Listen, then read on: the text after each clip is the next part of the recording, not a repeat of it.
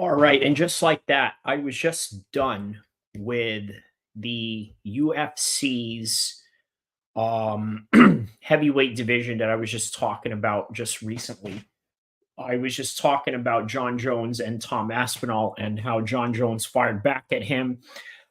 And here I am back with another live to talk about UFC 300 and why is this significant. For one, Diaz and St. Pierre were supposed to have a live grappling match at UFC Fight Pass. So they probably figured, why not just have them fight with 4-ounce gloves and their bigger names? They've already fought each other. We know how that went, but they are in two completely different trajectories in their life and in their career, which can still make a compelling matchup considering that even though Nick Diaz got dominated in the first fight, he didn't go out, he didn't get laid out, he didn't get submitted, he didn't get finished, which means that this kind of makes the rematch a little bit more compelling than, let's say, if you had a rematch with an opponent that you had originally knocked out. In the same similar fashion that you saw with Derek Chisora fighting Tyson Fury for the third time, considering that, well, he's already beaten him multiple times and one of them was a finish, and now he's going to go in there and finish him again. It just doesn't make sense. Speaking of a matchup that doesn't make sense to be done again, by the way, for the third time, as if we didn't see the first one and the second one, now we're going to have a third one. And why? Well, again, a compelling matchup because of where each of these competitors' lives are at. Ronda Rousey has been competing in the WWE. You don't know the type of training that she's been doing as a mixed martial artist. And Miesha Tate has been sort of in and out of the sport as well.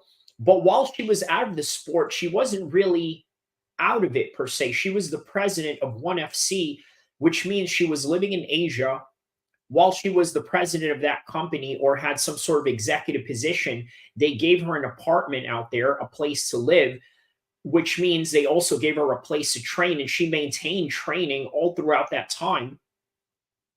Whereas with Ronda Rousey, didn't really live the life of a mixed martial artist to any degree, right? So it makes it a compelling matchup, even though we've seen Ronda Rousey dominate her for the first two times. Will the third time be any different? And that's the same question that you ask out of Diaz versus St. Pierre. Now, with Conor McGregor and Michael Chandler, this seems to be the quintessential main event that we're all looking for. What's compelling about this? Conor McGregor coming off of an injury, now going in here with Michael Chandler, having to prove to the world that he still got it. Michael Chandler is the perfect opponent for this. Why? Well, for the simple fact that Michael Chandler is in a situation where he's fought the toughest guys in the division. And realistically, the only guys that he's able to beat are the likes of Dan Hooker, Tony Ferguson, but he's not able to beat the other bigger names such as Justin Gaethje, Oliveira. He's not able to beat those top names, and I don't think he could even beat Islam Makhachev if you really want to put it like that. I don't even think that he could beat Arman Tsarukyan if you really want to put it in perspective. But that's why he's a great opponent for Conor McGregor, because if Conor McGregor can't beat Michael Chandler, boy, that tells you a lot where he's at in his career, because we have such high expectations for Conor McGregor if you really want to think about it. Why? Well, think about this, right? Conor McGregor is a cash cow. Now, what's interesting about Conor is that no matter how much he loses, and even if he does lose or even if he does win, he has this absolute talent of knowing how to change the narrative into the positives of his well-being. Meaning that, okay, what do I mean by that? During a Dustin Poirier fight, he mentions afterwards, he's like, yeah, your wife is in me DMs, I'm doing this or that, and I'll get you in your sleep. Even so defiant after his loss, which, by the way, as I mentioned, during the George St. Pierre era, the Anderson Silva era, the John Jones era, the Jose Aldo era, those guys that were champions within that time who defended their belts multiple times in ways that Conor McGregor never did while he was double champ. It was like if you beaten a guy in that era, it was they had no narrative to back up anything that they say. You won or you lost. And even if you lost by a decision, it felt like, well, a loss is a loss and you lost anyway, and there's nothing that you can really do about it. However, we're now in an era where the guy who loses still ends up getting all the bigger fights. What happened when Tommy Fury beat Jake Paul? Jake Paul went on to fight Nate Diaz and got paid way more money afterwards. Obviously, Tommy got the KSI fight, which is big in and of itself. But once again, it was like as if Jake Paul had never lost to this guy. So this is the kind of era that we're in. We're in the era where it's not that we celebrate guys that lose, but we sort of give a little bit more forgiveness to people that do lose. I don't know about boxing, but more so in MMA. Now, if you want to talk about forgiveness of losses in MMA, Conor McGregor is the quintessential example of that. So now if he loses to Michael Chandler, there's really no excuse anymore. It's the final nail in the coffin, and I hate to really put it in those grave terms, but it's the truth. Because Conor McGregor is so high up in the card anytime that you put him in a UFC event that you can't possibly have him fight smaller names or guys that are less established just for the sake of putting him on a card. Unless, of course, he does lose this fight, and that's what you're just going to have to do. You're just going to have to put him in there with the likes of Jalen Turner or maybe even Bobby Green, right? Imagine that. How about Conor McGregor versus Bobby Green? Do you imagine the type of hype that that fight gets? Or Conor McGregor versus Tony Ferguson, if let's say Tony Ferguson was to lose to Paddy Pimblett, or maybe Paddy Pimblett versus Conor McGregor, no matter what the outcome is of these particular fights that are going to happen. But that's where Conor McGregor is at. Michael Chandler, on the other hand, if he does lose to Conor McGregor, believe it or not, it wouldn't be the greatest disgrace in the world to lose to Conor McGregor, because then we just realize that Conor McGregor has always been a talented fighter and that he is capable of winning these fights so long as he puts down his level of concentration and his level of tenacity that it takes to be a high-level world mixed martial arts championship fighter.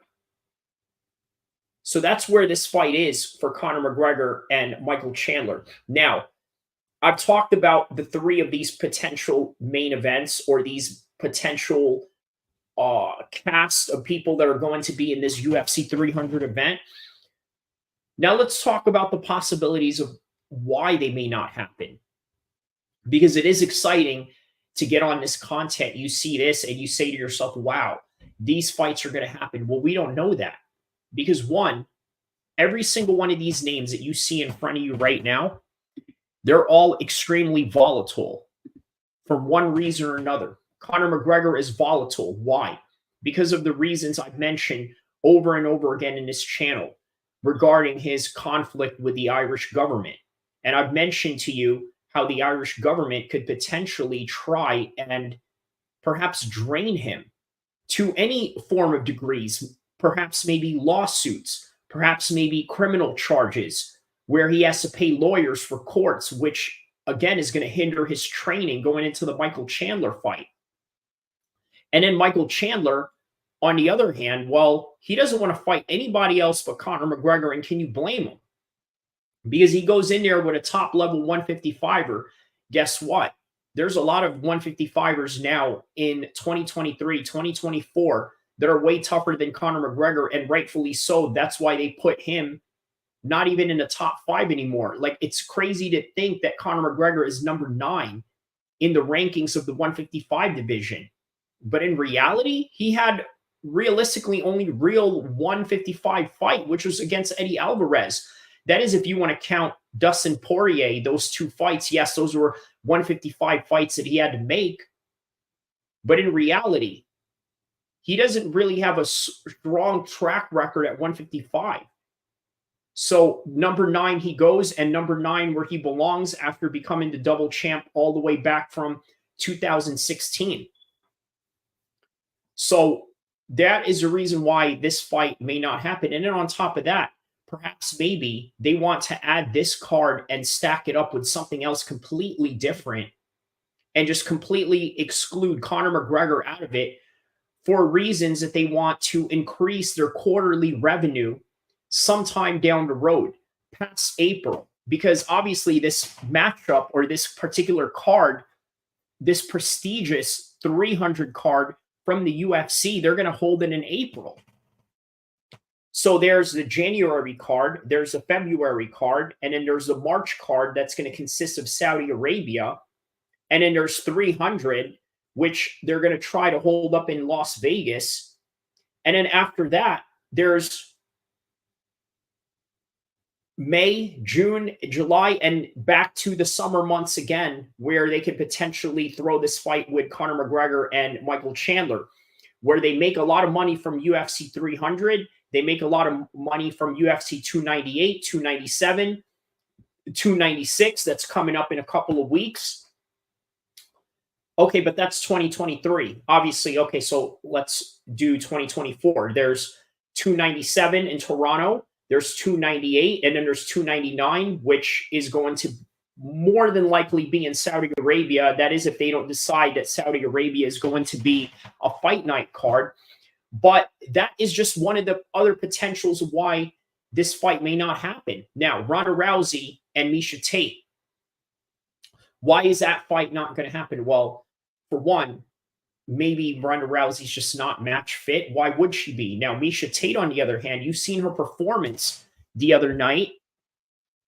She dominated that whole entire wrestling exchange, took her to the ground, and just basically dominated her, gave her no time in the world whatsoever to even keep up with what Miesha had going on the wrestling department. She's grown up as a wrestler. She's always done this. This is what she does best. So she performed and did it that night against Julia Avila. Gets the submission face crank choke in the same similar fashion that Khabib was able to choke out Conor McGregor. Okay, so an interesting thing that had been mentioned during the broadcast of the Miesha Tate fight this weekend was that this is the first time Ronda Rousey, Holly Holmes, and Amanda Nunes are no longer in the picture, and then Cyborg is no longer in the picture. So all these boogie women that Miesha Tate could have had a potential loss against, obviously she beat Holly Holmes, but that's neither here or there. The point is, these are the toughest matchups that she had. She has a great potential to be the 135 champion today because of her skills, her experience, and the fact that she didn't look like she missed a step. And by the way, she looks like she's way above the class level of some of these girls. And it looks very similar to Ronda Rousey when she bursted into the scene. By the way, that's the reason why Ronda was so dominant during that era 10 years ago, was for the simple fact that these women just did not have enough skills to keep up with what she had going on. And Miesha Tate right now, a few years deep into the game, maybe even a few decades deep into the game, has all these accumulated experience, still has the athletic ability to mash it up with the other competitors. So this is one of the best times for her to come back. She definitely made a good choice of coming back in this particular time, knowing what it is that her body can and can't do. And here we are. Now with Ronda Rousey, again, we don't know how match fit she is. We don't know what she has going on with the WWE. But I can tell you this. The WWE factor would probably be one of the biggest reasons why this fight can potentially happen, if not be able to happen at all.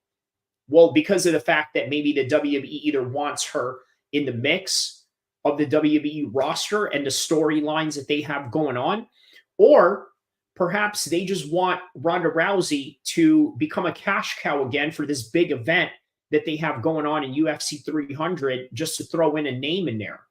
By the way, a match that we've already seen, but once again has compelling reasons as to why you should go out and see it. For one, we know that Rousey dominated her in those first two fights, but Miesha Tate is a completely different Miesha Tate now than she was then. More experience, more time to recover from her past injuries in the previous fights that she's had prior to her retirement. Has been in the game even when she wasn't in the game, meaning that she had the game in mind, being a president of a UFC, I'm sorry, being a president of a mixed martial arts company in Asia, ONE FC, and then being able to train with their athletes and maintained her skills along the way, and then came back to the UFC not too long ago and then still continue to be active till this time. So it creates a compelling matchup. And then the beef that they had going on during that era, man, I'm telling you, that was great TV. So why would they not be compelled to put this matchup together? Now, with Nate Diaz and St. Pierre, I could give you more reasons why this would happen as opposed to not happening. Why? Because George St. Pierre is match fit. He's always been ready. He's always been training. He's lost a whole lot of weight now in comparison to when he tried to bulk up for the Michael Bisping fight. And Nate Diaz, he's lost a lot of weight too. He's always in triathlons. He's always training some sort of high cardio sport in that matter of whether it's biking or triathlon, swimming, or all of the above, which basically is what triathlons are: swim, bike, and run. And he does all these things in a very high level. So he's always fit. But George St. Pierre is a little bit older, even though he was always the much more skilled guy. And we saw the first fight, again, compelling to everything that we know it to be. So, if anything, there's more reason why this fight would happen than not. Now, with the Diaz brothers, man, let me tell you, it's very difficult for them to turn down a fight. Why? Because they feel like they would be absolute cowards. They come from an extreme high honor culture in Stockton where if somebody tries to pull your punk card, you better go out there and show them who's boss. Otherwise, the whole neighborhood is going to punk you and there's nothing that you're going to be able to do about it. You're just going to face endless scrutiny, at least in the minds of the Diaz brothers. I don't know about the rest of the world and these other people that, well, have more of a civilian mindset. But that is the reason why this particular fight with Diaz and St. Pierre could happen. Now, why would it not happen? Well, for one, perhaps maybe George St. Pierre is really adamant in his retirement, just like Khabib. I don't think you're ever going to bring Khabib back for whatever circumstances that you have or what you think is going on or what type of money you can offer him. If you're Dana White, he's just not going to come back. Dana White, it can bring truckloads of cash from the Saudis, from the Emiratis, from Endeavor in LA, from the Frank Fertitta brothers. They could combine all their money all together and they say, hey, come out here and fight George St. Pierre. We want to see this fight, Khabib versus George St. Pierre. It's not going to happen because he just has a certain moral principle that he wants to stick to. And a lot of that is motivated by, well, his mother's wish and the untimely death of his father. So he's not going to come back. With George St. Pierre, I almost feel like he's within that same trajectory also, even though I know that his promise to not fight had nothing to do with his parents' wishes or anybody in his family. But why, oh why, would George St. Pierre not come back? Well, because he's happy retired. I think that George St. Pierre never really liked fighting. He liked the concept of being able to go out there and have financial freedom, which is the main reason why a lot of guys really fight, if you really think about it, right? None of us want to work. We want to get out there and make money with fighting, and that's it, right? We don't want a job. We don't want a 9-to-5 boss telling us what to do. So guess what? we go into this field of fighting because there's nothing else. There's nothing else for guys like that. Well, now George St. Pierre is in a different life trajectory. He has everything that he wants, which, by the way, makes it a whole lot easier for him to not go out there and fight. And he never liked fighting because it made him nervous. It made him petrified. He even said to Brendan Schaub during his Thiago Alves fight in UFC 100, he's like, Brendan, I don't know what to do. I'm very scared. I'm very nervous. I don't know what this guy gonna do to me. And then Brendan Schaub just said to him, he's like, George, I don't know what to tell you, man. I just came out of the Ultimate Fighter house and I didn't win, but I got signed to the UFC, so I'm a newcomer. I don't know what you want from me. You're the vet. You're the champ. I'm just the heavyweight that just bursted into the scene and just got signed to the UFC. I don't know what you want me to tell you.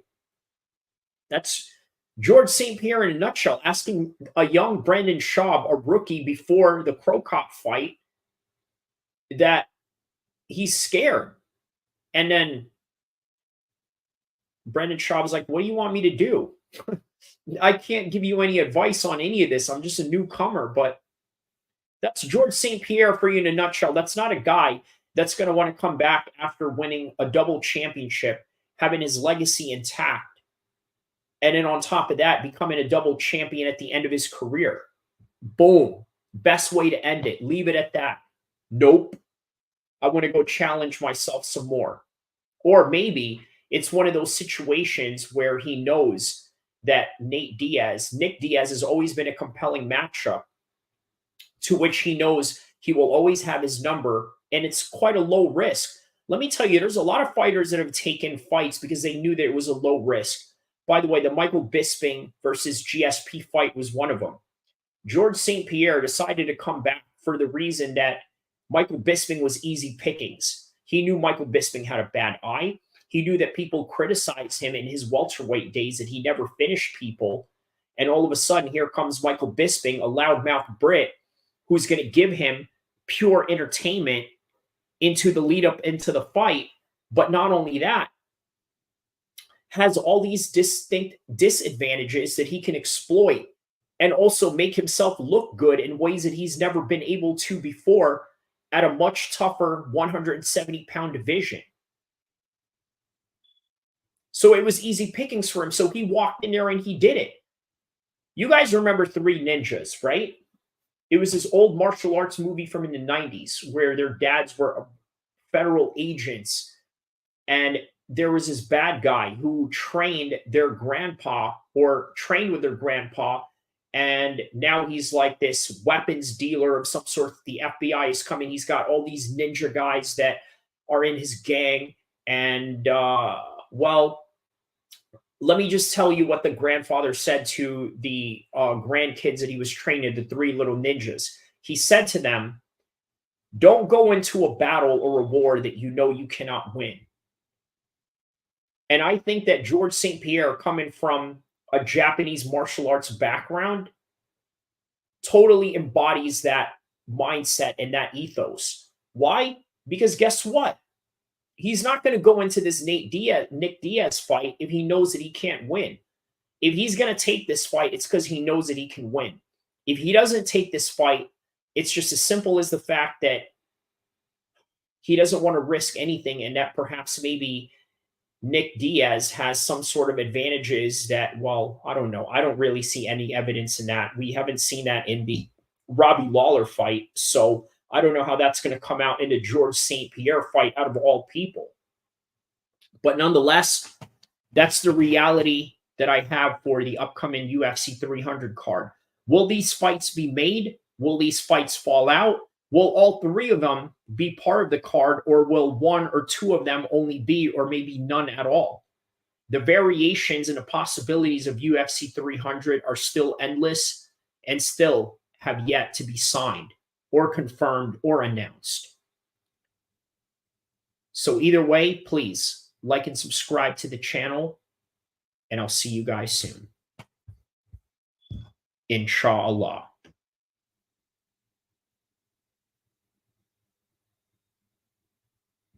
And if you made it this far in this video, please don't forget to check out my new videos on the live and video section. Thank you.